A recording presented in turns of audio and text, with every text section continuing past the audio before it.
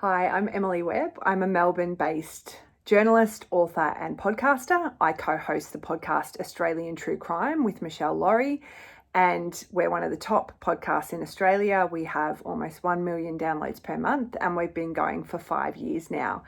Now, I'm talking to you today about the book that I'm working on. It's called, the working title, Suburban True Crime, Cases That Have Shocked You and Some You've Never Heard of.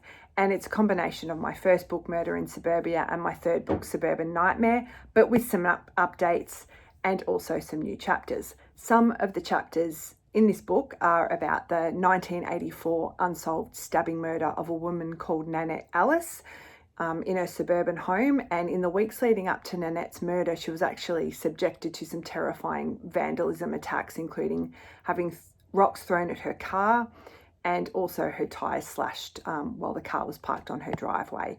There's another chapter where I've interviewed Jane Thurgood Dove's parents, John and Helen. Now, Jane was murdered in a mistaken identity hit in Melbourne back in 1997. It's a case that has shocked a lot of Melburnians and Victorians, and it's still unsolved to this day.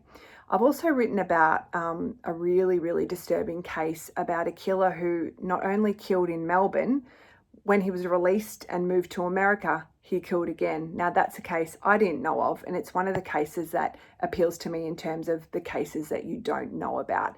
And I did some FOI requests for that case, spoke to some people in America, so it's a really interesting chapter about how this guy was able to be released from jail and then he went on to kill again in very similar circumstances.